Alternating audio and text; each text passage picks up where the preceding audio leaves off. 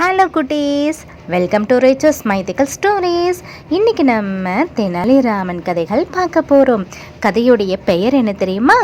ஆருடம். ஆருடம்னா என்ன தெரியுமா? ஜோசியம். அதை பற்றின ஒரு சின்ன கதை தான் இன்றைக்கி நாம் பார்க்க போகிறோம். சரி குட்டீஸ், கதைக்குள்ளே போகலாமா? கிருஷ்ணதேவராயர் ஒரு முறை எதிரியை தாக்க படையோட புறப்பட்டு போனார். ஒரு ஆற்றங்கரையை கடக்க வேண்டிய நேரத்தில் அரசவை ஜோசியர் சொன்னார், மன்னா, இன்னைக்கு நாள் நல்லால, அடுத்த திங்கக்கிழமை போருக்கு போனால் வெற்றி நிச்சயம் அப்படின்னு சொன்னார். கிருஷ்ணதேவராயர் குழப்பத்தோட அவ்வளவு நாள் கொடுத்தா எதிரி உஷாராயிடுவாங்களே அப்படின்னு யோசிச்சுக்கிட்டு, எதிர்பார்க்காத நேரத்தில் தாக்குனாதானே நமக்கு வெற்றி நிச்சயம் அப்படின்னு யோசனையோட ஜோசியர் சொன்னதையும் குழப்பிக்கிட்டு தெனாலிராமன் கிட்ட ஆலோசனை கேட்கலான்னு முடிவெடுத்தார்.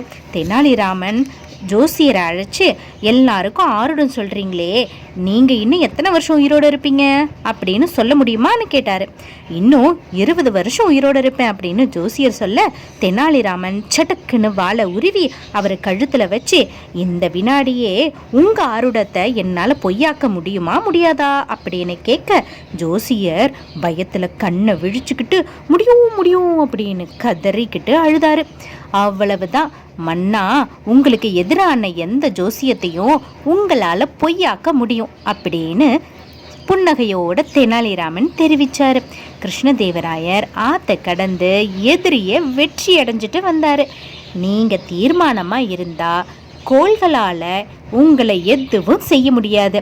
வீண் சந்தேகங்களை விலக்கி உங்கள் மேலே நீங்கள் நம்பிக்கை வச்சு திறமைகளை வளர்த்துக்கிட்டு முழுமையான ஈடுபாட்டோடு இருந்தீங்கன்னா வெற்றிக்கனி தானாக கனிஞ்சு வரும்.